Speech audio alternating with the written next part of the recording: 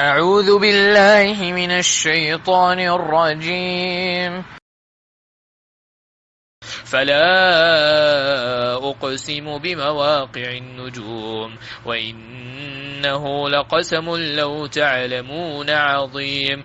إنه لقرآن كريم في كتاب مكنون لا يمسه إلا المطهرون تنزيل من رب العالمين. أفبهذا الحديث أنتم مدهنون وتجعلون رزقكم أنكم تكذبون فلولا إذا بلغت الحلقوم وأنتم حينئذ تنظرون ونحن أقرب إليه منكم ولكن لا تبصرون. فلولا إن كنتم غير مدينين ترجعونها إن كنتم صادقين. فأما إن كان من المقربين فروح وريحان وجنة نعيم.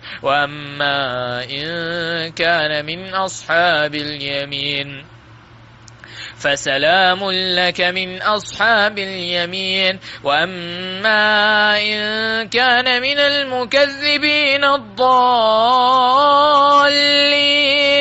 فنزل من حميم وتصلية جحيم. إن هذا لهو حق اليقين. فسبح باسم ربك العظيم.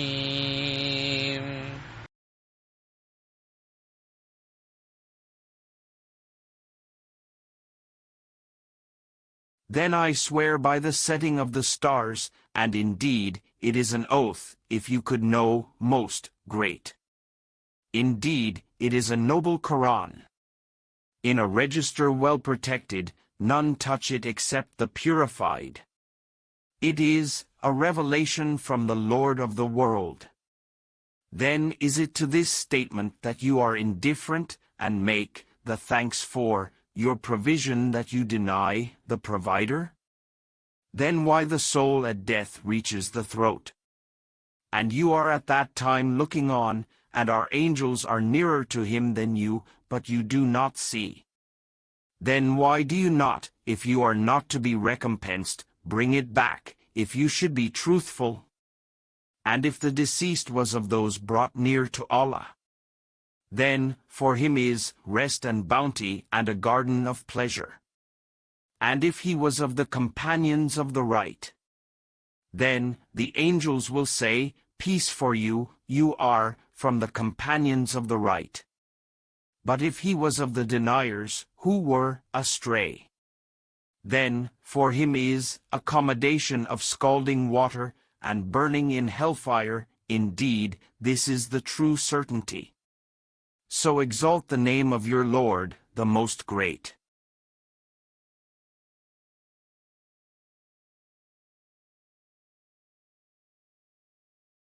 ولئن أتيت الذين أوتوا الكتاب بكل آية ما تبعوا قبلتك وما أنت بتابع قبلتهم وما بعضهم بتابع قبلة بعض ولئن اتبعت أهواءهم